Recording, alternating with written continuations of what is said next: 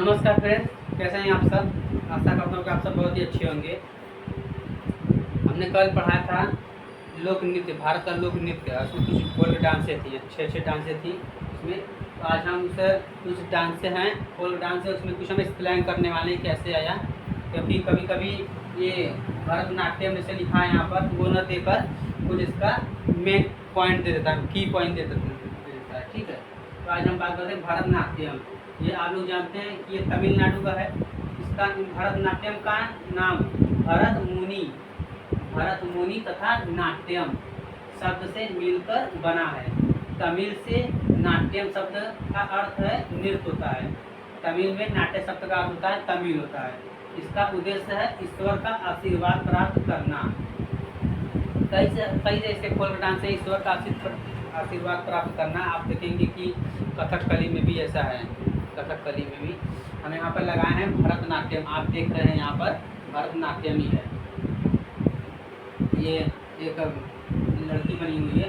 इसे अग्नि नृत्य के नाम से भी जाना जाता है। यह मानव शरीर में अग्नि की अभिव्यक्त करता है। भरतनाट्यम में अधिकांश मुद्राएं लहराती हुई आग की लपेटों में दिखती हैं। भरतनाट्यम अधिकांश घुटने मुड़े होते हैं। आप देख रहे हैं घुटना ऐसा मुड़ा होता है, दोनों यहाँ तो नहीं दिखेगा मेरा, ऐसे टाइप का घुटना मुड़ा रहता है। ठीक है, मुड़े होती हैं। मुख्य मुद्राओं में से एक पटका मुख्य हस्ता जिसमें 3 उंगलियों को जोड़ता है। आपने देखा होगा ऐसे करके रहता है उसमें। ओम ध्यान ओम की तरह ऐसे जुड़ा रहता है, ऐसे एकदम टाइप का प्रतीक बनाया जाता है। तो यही होता है भरतनाट्यम। ये अक्सर भरतनाट्यम ये कथकली, इसी में तो प्रॉब्लम होता है। और मोहिनीअट्टम, तो मोहिनीअट्टम होता है वो भी, इसमें भी और उसमें भी कंफ्यूज हो जाते हैं लोग कहाँ का है। तो ये भरतनाट्यम का नाम भरत मुनि से नाट्यम शब्द से मिलकर बना है। तमिल में नाट्य शब्द का अर्थ है नृत्य होता है। इसका उद्देश्य ईश्वर का आशीर्वाद प्राप्त करना। इसे अग्नि नृत्य के नाम से भी जाना जाता है। यह मानव शरीर में अग्नि की अभिव्यक्त करता है। भरतनाट्यम में अधिकांश मुद्राएं लहराती हुई आग की लपेटों में दिखती हैं।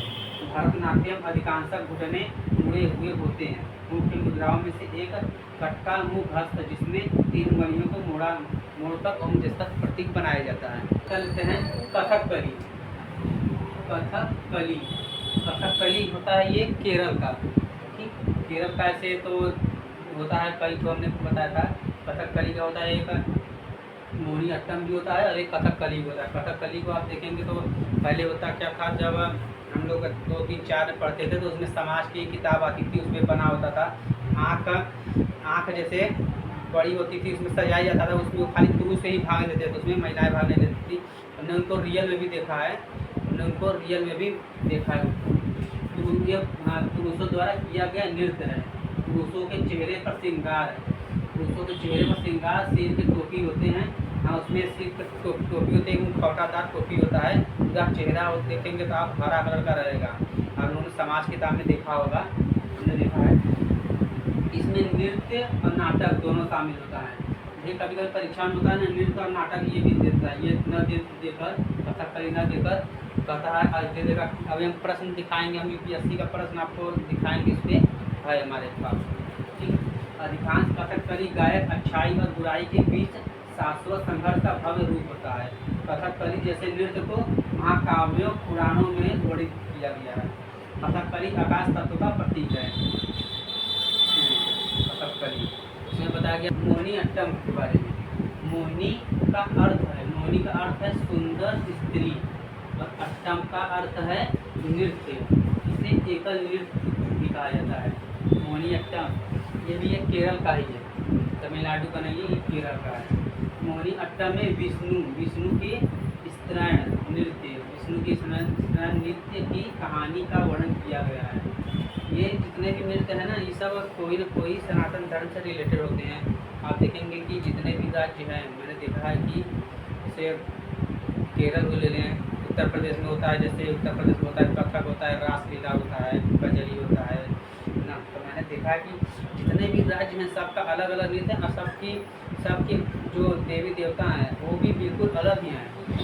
देवी देवता हैं मतलब है सब एक ही है। लेकिन मैंने देखा कि आप देखेंगे केरल में देखेंगे सबरीमाला मंदिर, वहाँ पर आंध्र प्रदेश में देखेंगे, कर्नाटक साइड जब जाएंगे तिरुपति मंदिर, वहाँ की जो संस्कृति है वो अलग तरीके की है। वहाँ की आपने देखी शैली आप लोग जानते होंगे, नागर शैली, द्रविड़ शैली, मिश्रित शैली। शैली कई प्रकार की होती है, जैसे कि शैली होती है कि जो मंदिर बनाई जाती है, मंदिर होता है एक अलग शैली की तरफ बनता है। आपने देखेंगे जितने भी मस्जिद बनती है ना, मैंने देखा कि मस्जिद में देखा है कि सब ईरानी शैली में सब होता है, वो ईरान का शैली होता है। लेकिन मैंने देखा जो मंदिर जो होता है वो अलग अलग शैली का है। यहाँ पर देखेंगे उत्तर भारत की तरफ देखेंगे तो अलग ही शैली रहेगा, दीवारें ऊंची रहेंगी, सड़क